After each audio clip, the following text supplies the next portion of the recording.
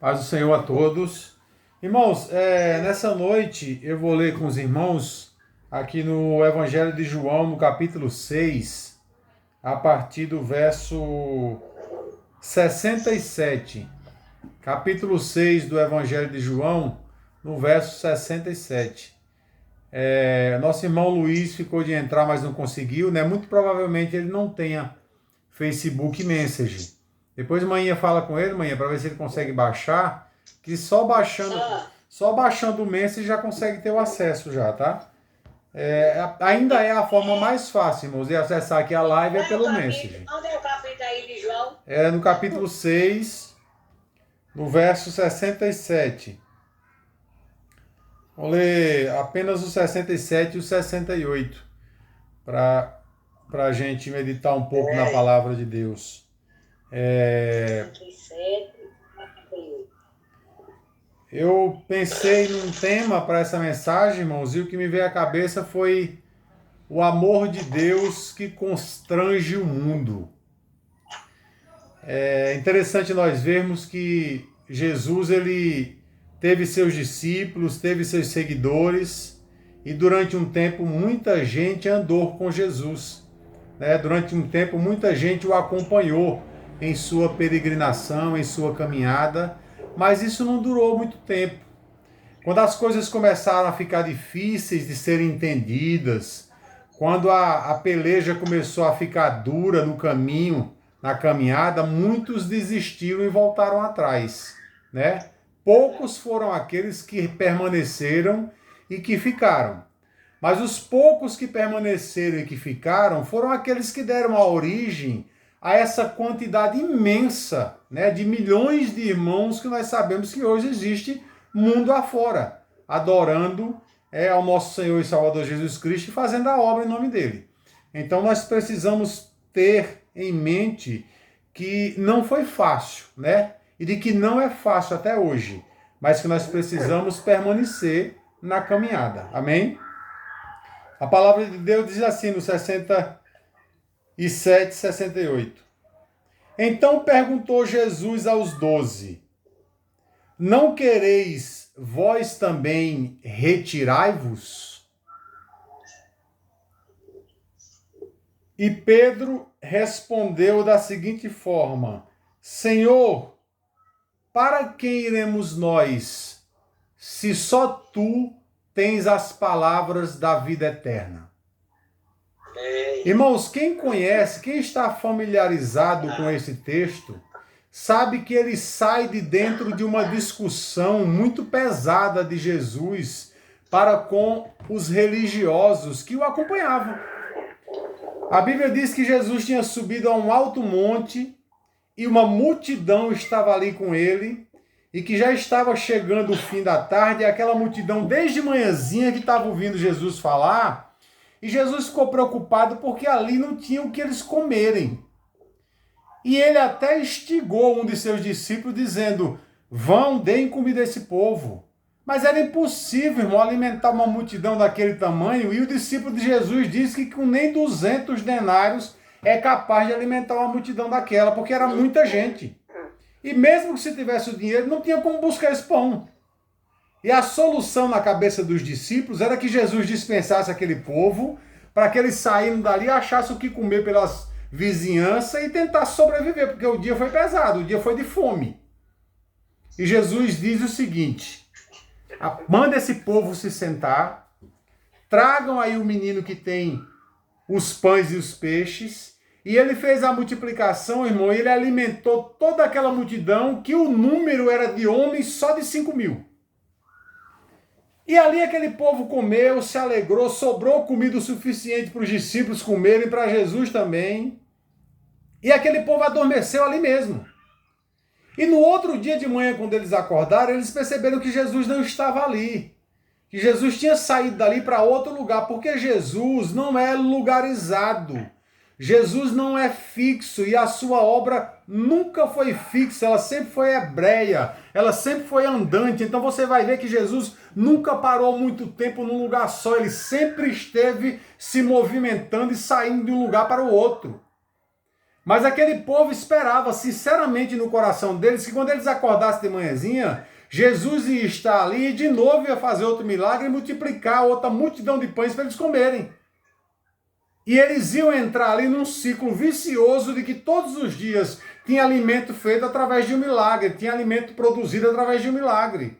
Mas não foi isso que aconteceu. Jesus não estava ali no outro dia. E eles rapidamente pegaram um barco e atravessaram o mar de Tiberíades e foram atrás de Jesus em Cafarnaum. E chegando lá disseram assim: mestre, onde tu estavas se nós te procuramos e não te achamos?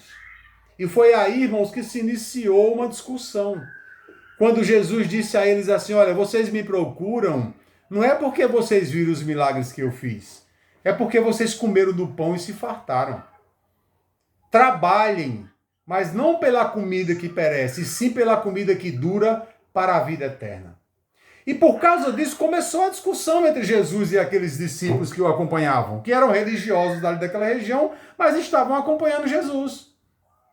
E a discussão ficou tão feio o negócio, irmãos, que Jesus chegou a dizer para eles o seguinte: se vocês não comerem da minha carne e não beberem do meu sangue, vocês não terão a vida eterna, porque eu sou o pão vivo que desci do céu. Aquele pão que os pais de vocês comeram lá no deserto, aquele maná, primeiro que ele não foi dado por Moisés, ele foi dado por Deus, mas eles comeram e morreram. O pão que eu der a vocês vai fazer com que vocês vivam eternamente. Então houve essa discussão, irmãos, e o judeu ele não come carne nem de um animal comum, imagina de gente. E beber sangue, então aí é que ele não bebe mesmo. Mas Jesus estava falando isso figuradamente, mas eles não entenderam assim. E aí quando Jesus disse isso para eles, eles foram se retirando, um a um, até que ficou somente os 12. E aí Jesus disse assim: vocês também não querem ir embora? E aí Pedro, irmão, se levanta, né? Mais uma vez o Pedro, né? O teimoso, o turrão, aquele que discute, aquele que impõe, que coloca uma palavra, que coloca uma ação. Sempre Pedro. Para quem iremos nós, Senhor, se só tu tens as palavras de vida eterna? Irmão, se a gente não conhecesse o contexto e não soubesse que essa frase de Pedro está saindo de dentro de uma discussão tão pesada que Jesus teve com aqueles discípulos, nós íamos achar, como muitos acham até hoje, e até pregam assim, que aquela frase de Pedro foi poética, né? Foi filosófica. Mas, na verdade, aquela frase de Pedro nada mais foi do que a pura realidade. Vejam bem o que Pedro disse para Jesus. Para quem iremos nós, Senhor? Porque só tu tens as palavras de vida eterna. O que é que Pedro está querendo dizer aqui, irmãos? O que Pedro está querendo dizer, irmãos, é que não existe outra solução. É que não existe outro meio. É que não se tem o que fazer. Gostando ou não gostando, amando ou não amando, querendo ou não querendo, alegre ou triste, feliz ou infeliz, não existe outra pessoa de quem nós possamos extrair e absorver e viver as palavras de vida eterna. Só Jesus é capaz de expressar palavras de vida eterna. Goste disso eu ou não. Me sinta feliz com isso eu ou não. Tenha sentimentos bons a respeito disso ou não. Era isso que Pedro estava querendo dizer. Senhor, se houvesse mais 2 ou 3 opções, talvez a gente tivesse para onde ir e o que escolher. Mas nós não temos escolha, Jesus. Porque só você é aquele que foi dotado de palavras cuja a possibilidade nos dá a vida eterna. Então o que Pedro está dizendo não é poético, irmão. O que Pedro está dizendo não é filosófico. O que Pedro está dizendo é real. E mais uma vez eu vou repetir, goste disso eu ou não, eu preciso estar com Jesus. Goste disso eu ou não, eu preciso caminhar com Jesus, viver com ele. E é pegando por essa linha de pensamento que aí quando nós lemos lá no Evangelho de João, no capítulo 14, do versículo 6, que nós ouvimos João dizer que ele é o caminho, que ele é a verdade, que ele é a vida e que não existe outro meio de chegar até Deus se não for por ele, é aí que nós começamos a entender mais profundo por que é que João disse isso. Porque ele é o caminho. Não existe outro caminho que leve o ser humano até Deus. Qualquer outro caminho fora de Jesus não é caminho, é vereda, é estrada esburacada, é pedra de tropeço, é caminho pedregoso, é mato. Qualquer outro caminho fora de Jesus vai dar num embrenhamento eterno, cujo final é uma floresta negra, densa, que a gente corre o risco de entrar e nunca mais sair dela. Qualquer outra coisa fora de Jesus nem pode ser chamada de caminho, porque só ele, só através dele é que nós podemos chegar até o Pai. Ele foi bem claro quando disse, eu sou o caminho. E através de mim, só através de mim, é que vocês podem chegar até o Pai. Ele disse também, eu sou a verdade. Olha, irmão, que coisa profunda que Jesus disse para os seus discípulos, que Jesus disse e está dizendo hoje através do seu Espírito Santo para nós. Eu sou a verdade. Qualquer outra coisa que vocês ouvirem que estiver fora do que eu ensinei, qualquer outra coisa que disserem a vocês ou que te mostrarem que não estiver de acordo com o que eu falei e com o que eu fiz e com o que eu mandei fazer, é a mentira, é o engano, é a ilusão. E aí ele mesmo fala lá em Apocalipse, sai fora dela, povo meu. Qualquer outra coisa que você ouvir ou que você vê, irmãos, e você comparar com aquilo que Jesus pensou, disse e fez, e não tiver parecido com Jesus, sai dela, povo meu. Porque não é a verdade, é a mentira, é o engano. Porque só nele há a verdade. E esse caminho e essa verdade é o que vai nos levar em segurança para a presença do Pai. E ele também disse assim, ó, eu sou o caminho, a verdade e a vida. Ou seja, qualquer coisa que não se parecer com Jesus, que não tiver sido ensinado por ele, que não tiver sido orientado por ele, que não estiver de acordo com as suas palavras, com os seus pensamentos, com as suas ações, é morte. Está fora daquilo que podemos chamar de vida. Pode até cair pão do céu e você comer e se alimentar, mas se não for vindo das mãos de Jesus Cristo, é para a morte, como foi com os hebreus. Comeram do pão que caiu do céu, que Deus os deu para comer, mas morreram todos. E Jesus disse, mas aquele que se alimentar de mim, aquele que caminhar por mim, aquele que ouvir as minhas palavras e ter como verdade segui-las, esse irá até ao Pai. E aí, irmãos, nós entendemos aqui o porquê que Pedro disse aquilo, né? Senhor, para quem iremos nós, se só tu tens palavras de vida eterna? Então, irmãos, eu entendo aqui que nós estamos num ambiente, espiritualmente falando, tão seguro, irmã Nádia. Nós estamos num ambiente seguro, irmã. Porque nós estamos caminhando com Jesus. Nós estamos ouvindo o que Jesus tem nos dito. E nós temos crido que lá na frente ele tem realmente essa vida eterna da qual ele falou. Então nós estamos num ambiente seguro. Nós precisamos ter a certeza de que nada vai nos acontecer sem que ele permita que aconteça. E mesmo que seja uma coisa ruim, ele já providenciou lá na frente o escape.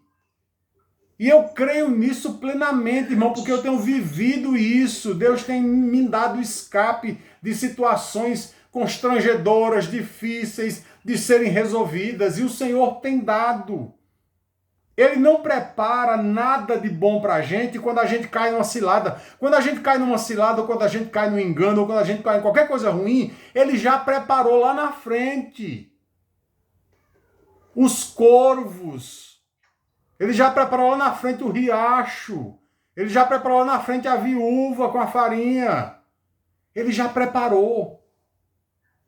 Então nessa noite eu digo a você, para você ficar em paz. Para você ficar tranquilo, para você ficar tranquila, porque o Senhor é aquele que fala. E é aquele que fala a verdade. E ele diz, caminha junto comigo, porque o caminho aonde eu estou te levando, no qual tu estás pisando, é um caminho reto. É um caminho certo, é o caminho da verdade, é o caminho da vida.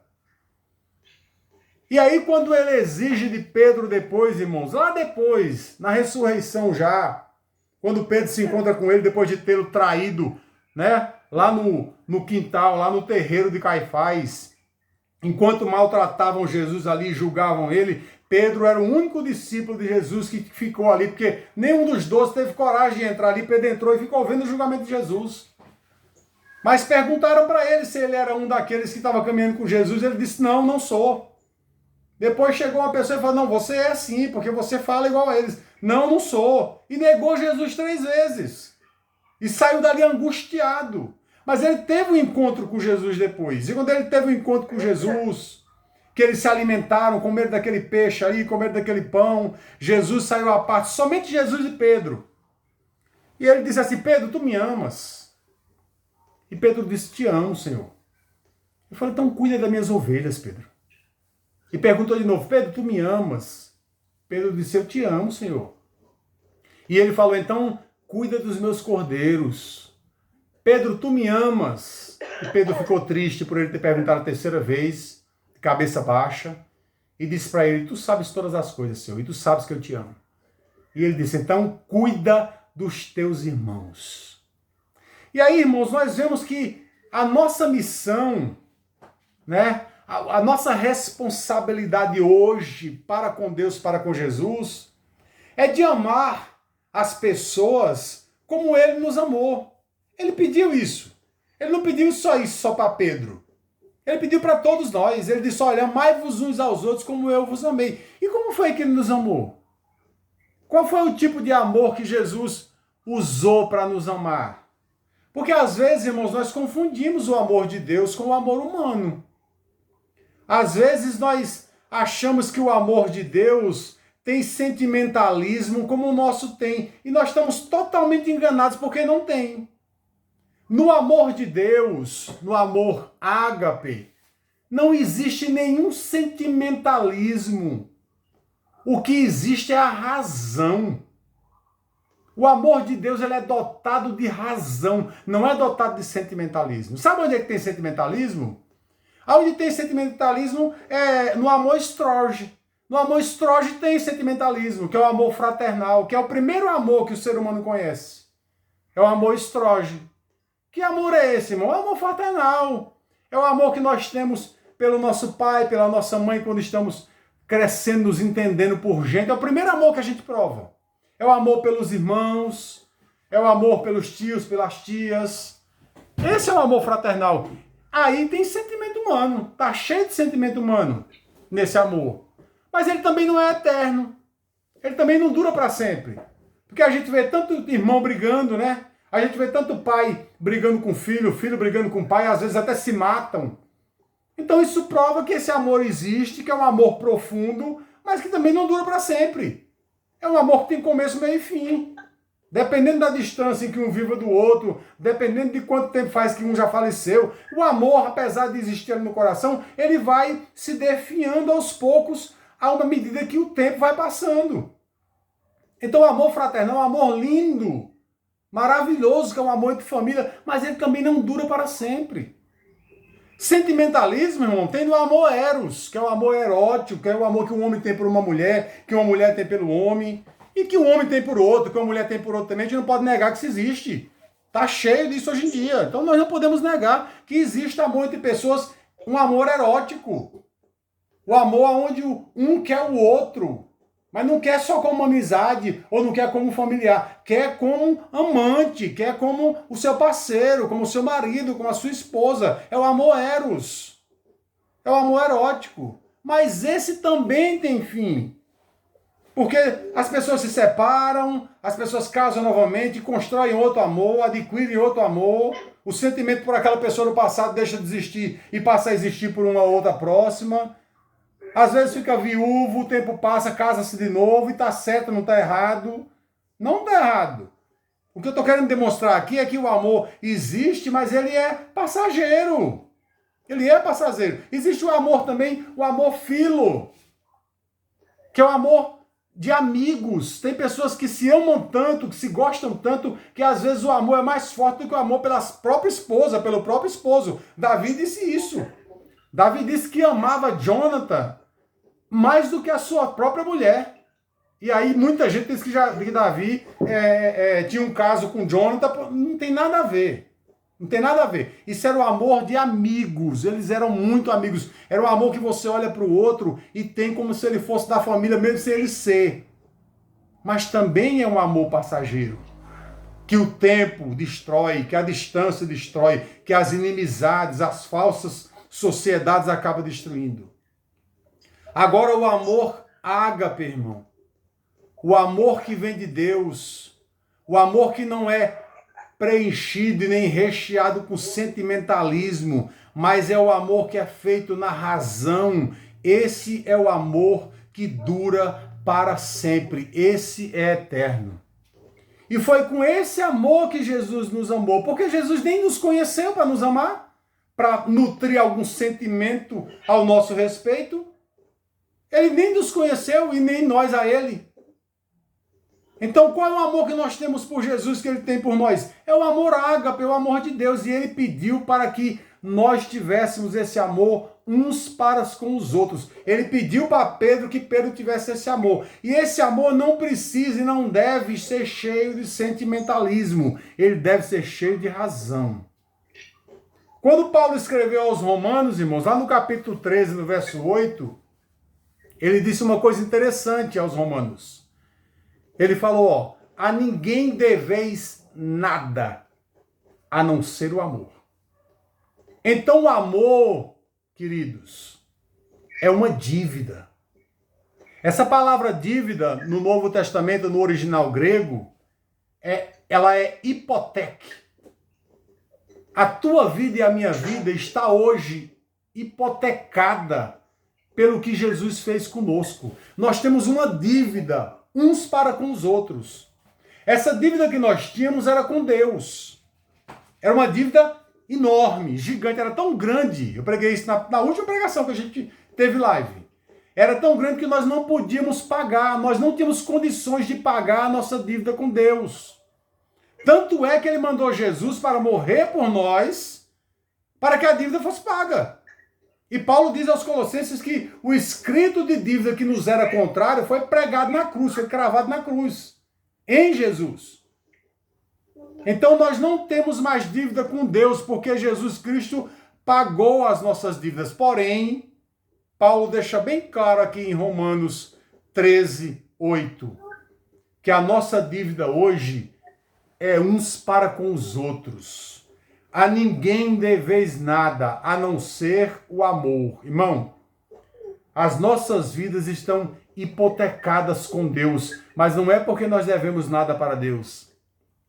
É porque nós devemos uns para com os outros. E o que é que nós devemos? O que é que eu devo para a Ana Clébia? O que é que eu devo para a irmã Nádia? O que é que eu devo para a Ana Paula, para a minha mãe? O que é que eu devo aqui para a irmã Coca? O que é que eu devo para a Verta? Eu devo o amor. E não é um amor de sentimentalismo. Eu não preciso gostar de alguém para amá-lo com amor ágape. Eu só preciso colocar a razão em funcionamento. E não querer o mal dessa pessoa. E sempre que eu puder fazer o bem, fazer. Contribuir para que ela possa ter uma vida tranquila, de paz na terra, assim como os outros têm que contribuir para que eu também possa e deva tê-la. De modo que o Senhor está nos dizendo essa noite, e nos mostrando essa noite, É que nós não temos outro caminho a seguir, irmão, se não for o caminho do amor. E não é o amor estroge, nem o filon, e nem o amor eros, é o amor ágape. É o amor de Deus. Este amor precisa estar na nossa mente, vívido, sempre, sempre e sempre. Não precisa, se tiver sentimento, que maravilha, que coisa boa. Mas se não tiver, você não depende dele. O amor de Deus não depende dos sentimentos humanos para existir. O amor de Deus não depende do sentimento humano para que a gente possa agir. Eu posso até não gostar de alguém, não ir com a cara de alguém, mas eu tenho que fazer justiça a essa pessoa. Eu posso até não estar de mão dadas andando junto com ela, mas eu devo fazer justiça a ela. Por isso que Jesus disse que nós temos que amar os nossos inimigos e orar por quem nos persegue. Agora fica mais fácil de entender, amor. Ô, irmãos.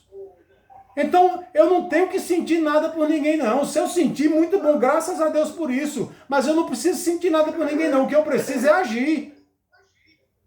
Se eu tenho um inimigo, como é que eu vou nutrir um sentimento bom por essa pessoa se ela é meu inimigo e a toda hora ele está tentando me fazer mal, a toda hora está tentando vir atentar contra a minha vida?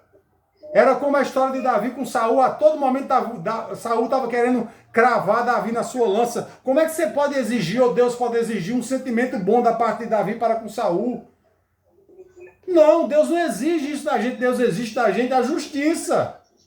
Tanto é que quando Saul entrou naquela caverna para aliviar o vento, quem estava no fundo da caverna? Era Davi, com espada na mão. Ele teve a oportunidade de matar o seu inimigo e ele não fez, porque Saul, na cabeça de Davi, era um ungido de Deus e quem devia dar as contas para Saul era Deus. Então não tem a ver com sentimentalismo humano, tem a ver com razão divina. Quando ele disse, eu sou o caminho, eu sou a verdade, eu sou a vida e ninguém vem ao Pai se não for por mim, é porque ninguém vai ao Pai se não for por ele. Quando Pedro disse, para quem iremos nós, Senhor, se só tu tens palavra de vida eterna, é porque só ele tem palavra de vida eterna. E o que ele nos manda é amai-vos uns aos outros como eu vos amei. E como foi que ele nos amou? Chorando de dor naquela cruz. Você acha que Jesus gostou de estar naquela cruz? Você acha que os sentimentos dele naquela hora ali eram bons? Que ele estava alegre por aquilo ali? Sentindo aquela dor? Mas ele estava ali porque a justiça tinha que ser cumprida. É por isso que às vezes, irmãos, nós oramos por alguém de quem nós não temos nenhum tipo de sentimento bom por essa pessoa. Mas nós temos que orar porque o sentimento não pode vencer a razão. Vamos trabalhar o nosso coração para que a gente possa ter sentimento bom. Porque Paulo disse, João também, que nós devemos amar uns aos outros com amor fraternal. Quem dera. Quem dera que nós realmente pudéssemos nos amar assim, como a irmãos verdadeiros de pai e mãe. E se nós pudermos nutrir esse sentimento, vamos nutrir, vamos alimentá-lo. Mas se não puder, ame o teu irmão com amor ágape. O amor da razão. O amor que passa por cima de todo o sentimentalismo humano. O amor que cria caminhos aonde não existe caminhos. Um amor que não levanta muros nem cria barreira. Pelo contrário, destrói muro e cria pontes para que as pessoas possam passar de lá para cá, daqui para lá e se encontrarem na razão de Deus. É por isso que a palavra de Deus é algo muito sério e que nós temos que vivê-la de uma forma sóbria. Porque não precisamos, se assim nós não sentirmos, ter sentimentalismo humano por quem quer que seja. Nós precisamos agir com a razão. Se pudermos ter o sentimento, repito, tenhamos, que é muito bom. Orar por alguém que você ama é maravilhoso. É delicioso orar por alguém que você ama. Ruim é orar por alguém que você não gosta. Ou que você sabe que não gosta de você. Orar por alguém que a gente ama é bom. Nós gostamos de fazer. Orar por alguém que a gente não ama e porque a gente não nutre o sentimento, é preciso, é necessário, é ordenança, é mandamento. Então, nós nos tornamos cada dia mais cristãos e mais seguidores de Jesus quando sentimos os cravos, quando sentimos a lança, quando sentimos a esponja cheia de vinagre, ardendo na ferida da boca que tomou tanto soco naquele caminho até chegar no Calvário. Nós nos tornamos cada vez mais parecidos com Jesus quando estamos numa situação dessa e vemos nossa mãe, aquela que nos gerou, que nos nutriu, que nos pariu, que nos alimentou, sozinha, sem ter quem cuide dela. E de repente olhar para o lado e ver que tem um discípulo que está ali também órfão, sem pai e mãe, e dizer, olha filho, toma ela que é tua mãe, olha mãe, toma ela que é teu filho, sem nem parentes serem. E não precisavam nutrir o sentimento, tinha que ter a razão. Nós nos tornamos mais parecidos com Jesus quando passamos por dificuldades e olhamos para o céu e perguntamos, Senhor, por que o Senhor me desamparou? Que ele perguntou na cruz. Mas ele disse, mas que seja feita a tua vontade. Eli, sabactane. Que seja feita a tua vontade. E no final, ele falou que foi feito a vontade de Deus. Está consumado. E nós vamos chegar no fim da nossa vida, irmão, com esse mesmo sentimento. Estejamos nós bem ou não estejamos bem, com sentimentos bons ou não, nós precisamos chegar como Paulo chegou. Olha, acabei a carreira, guardei a fé. E vamos pelo caminho que todos vão. Mas vamos deixar para trás um rastro, um exemplo de vida cristã. De alguém que pode até não ter agido com sentimento, mas agiu com a razão. Que deu a César o que é de César e deu a Deus o que é de Deus. É isso que nós precisamos fazer, porque a única exigência de Jesus para com aqueles que diz que são seus seguidores é que eles amem uns aos outros como ele nos amou. E ele nos amou com o amor de Deus, com aquele amor que alcança a todos, sem medida e sem distinção. É assim que o Senhor nos ama e é assim que nós temos que amar uns aos outros, no nome de Jesus. Amém, irmãos? Deus abençoe a todos, Deus abençoe a igreja.